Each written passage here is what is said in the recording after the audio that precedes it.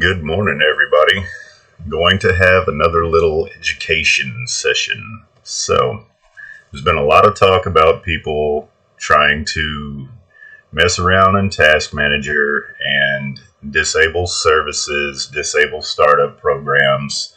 And, well, if you don't know what it is, just disable it. Please don't do that. Let me show you why. We're going to go into Task Manager. I'll maximize it so you can see it better. Okay, processes right here. These are all of the processes that are running on my computer. So as you can see, there's quite a few of them. These are Windows processes. These are important. You don't want to mess with these. At least not unless you have a very, very valid and specific reason. Your Performance tab, computer specs, what it's running at, yada yada yada. Startup apps.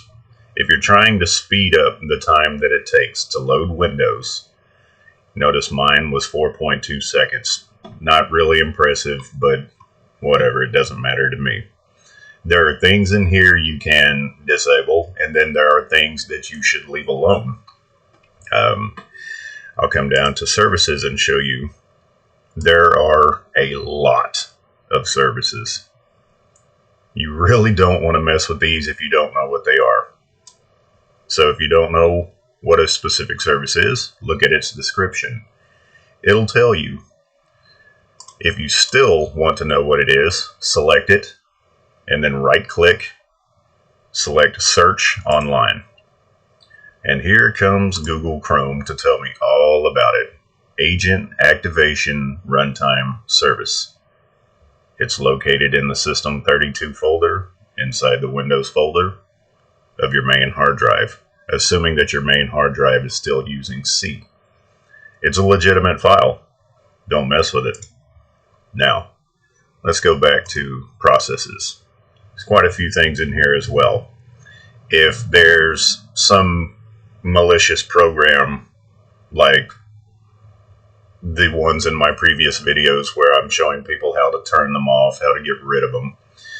Some things in here are somewhat confusing. You don't have much information on it. You just have its status and how many of your resources it's using. So I'll use CTF Loader, for example.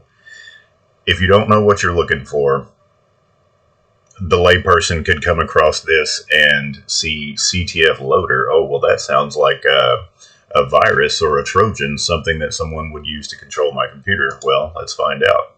Right-click, go to Details, shows you the details of the file. Open File Location takes you directly to where that file is located. Should you find that it is, in fact, malicious, you can go straight to it and delete it. Search Online. Here we go with Google Chrome.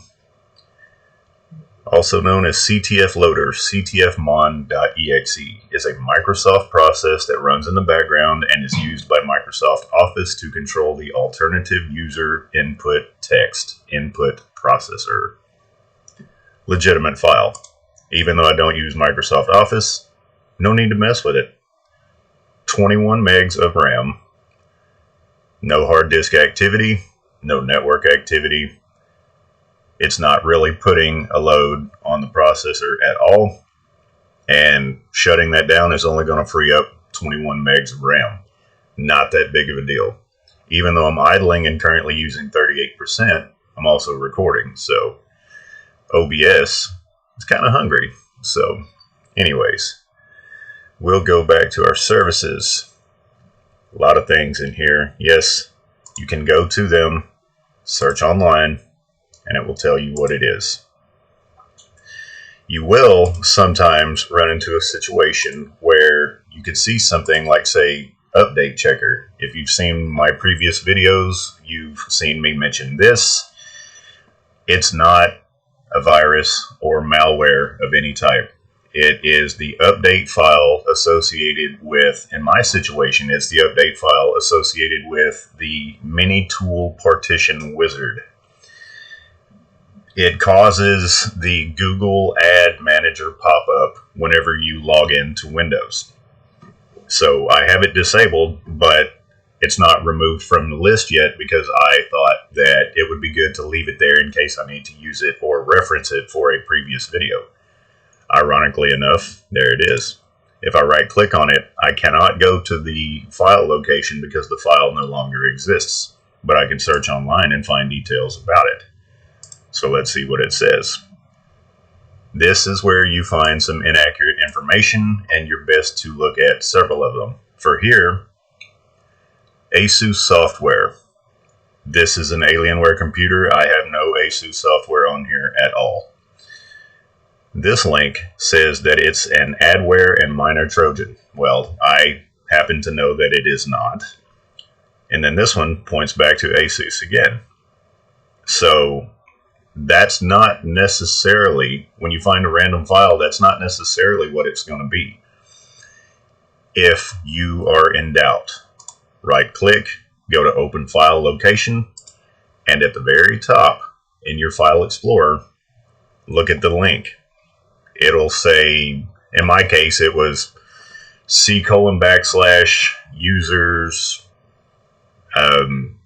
my username, Minitool partition wizard, whatever, wherever the file was installed to, you'll see the directory of it. Just go back a couple of directories or folders if you need to, and that'll tell you what it's associated with. You can actually just delete the file if the program is not being used. If the program is in use, then you can go through Task Manager and Processes and close it. It's not running, so it's not a problem, but it's not there anymore anyways. Do not arbitrarily start closing files or apps or services, especially until you know exactly what they are. The reason why I say this is I'll go to Startup Apps. This file right here, logilda.dll, looks like a driver, basically, or something along those lines. If I close this, it's disabled, but I have it running. I just don't want it to start this service when Windows comes up because it's unnecessary. I don't need it. If you get to messing around with this, you might find that in my situation where I use a wireless mouse and keyboard that are made by Logitech, I may start my computer one day and suddenly my wireless mouse and keyboard no longer work. I am not a fan of OneDrive, but they do give you a little bit of space for free. Your computer likes to back up to OneDrive. I don't really care for that. I have mine disabled.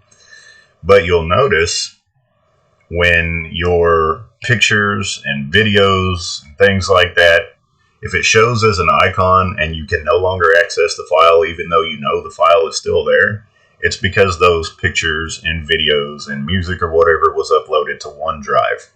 If you disable OneDrive, you cannot retrieve your own files. So in my My Documents folder, I have made a separate picture and music and video folder that is stored on my hard drive. I don't want it to back up to OneDrive because you just don't have access to your files sometime. Let's say your internet goes down and everything is saved on OneDrive and you want to look at pictures of your kids or watch a video or whatever. You can't do that.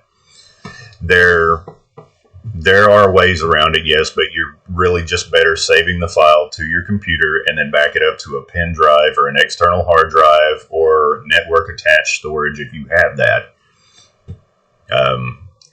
This file, I've seen this one disabled a lot. What is it? Well, for those of you that don't know, we'll search online and we'll see exactly what it is.